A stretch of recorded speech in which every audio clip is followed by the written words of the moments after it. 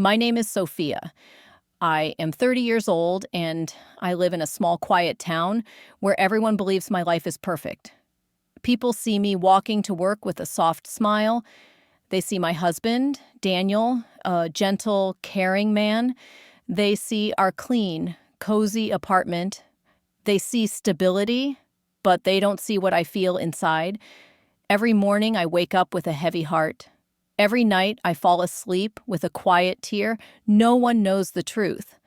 1 year ago, I made a mistake.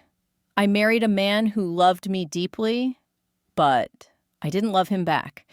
Daniel is 35. He wakes up early to make my coffee. He brings flowers every Friday. He hides sweet notes in my lunch bag. He calls me my sunshine and kisses my forehead. He gives me everything, but I have nothing to give in return. I married him not out of love, but out of heartbreak. Before Daniel, there was Mark, my first love. He left me one cold winter day. He said he wasn't ready, but I was ready for everything. His leaving broke me. I cried for weeks. I could barely eat or sleep. Daniel entered my life when I was fragile. He listened. He cared. He didn't ask too many questions. One day he said, "Sofia, you are special. I want to make you happy." I was still hurting, but I said yes, to dinner, to his kindness, and finally to his proposal. I thought love would grow. I thought time would heal me. I thought I could learn to love him. I was wrong. Every day I pretend to be the wife he deserves, but inside I am empty. One evening, he cooked my favorite dinner, pasta and garlic bread. He lit candles, played soft music, and wore the blue shirt I loved. He looked at me with pure love and said, "You are my everything." I smiled, but inside, I felt nothing. That night, after our walk in the park, under the same tree where he proposed, I wanted to tell him the truth. But the words didn't come. Instead, I went to bed and stared at the ceiling, suffocating in silence. The next day at work, I smiled at customers like nothing was wrong, but I felt like a stranger in my own life. After work, my best friend Mia asked, "Sofia, what's wrong?" And for the first time, I said it out loud. I don't love him. I never did. Mia took my hand and whispered, "You deserve happiness, and he deserves the truth." But the truth felt terrifying. Days passed. Daniel planned dates, movies, dinners, hoping to see me happy again. I tried to smile, but each smile felt like a lie. One night after a movie, he held me close and whispered, "I miss this." Inside, I was screaming, "Please stop. Please let me go." But my mouth stayed silent.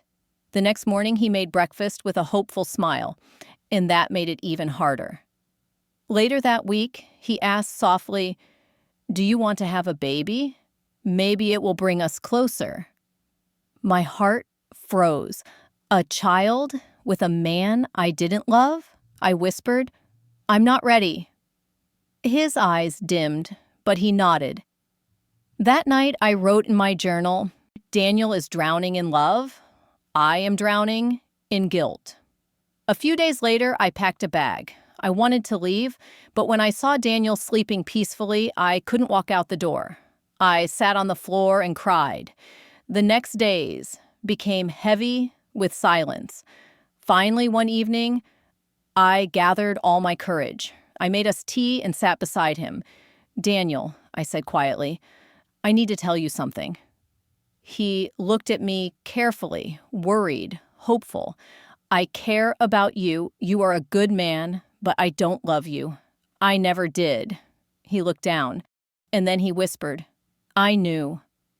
Those two words broke me. He said, "I saw it in your eyes. I just didn't want to believe it."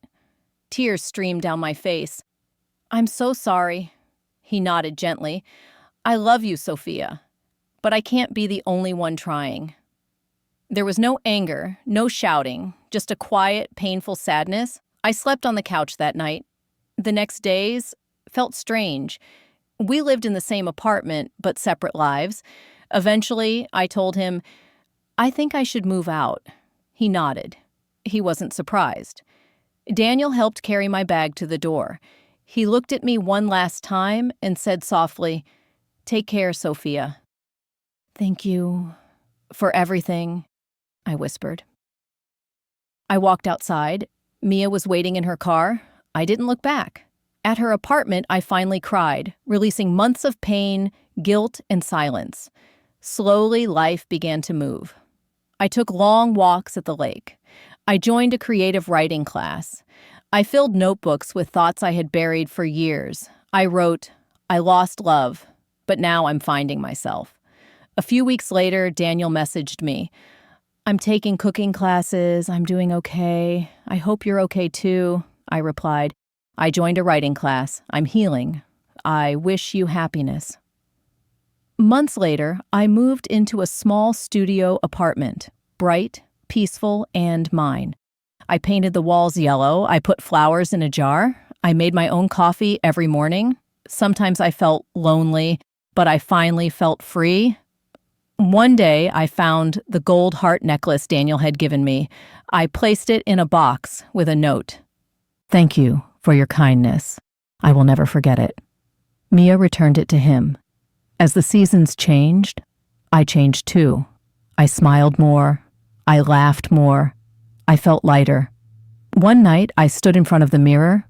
I saw a woman who had been lost, but found her way back to herself. A woman who had been honest, brave, and real. I whispered, "It's not a perfect story, but it's mine." If someone out there feels stuck, tired, or living a life that isn't theirs, I want to say this: you are not alone. It's okay to make mistakes. It's okay to start again. Your heart knows the truth. Thank you for listening to my story. It's not full of fairy tales or big smiles, but it is real.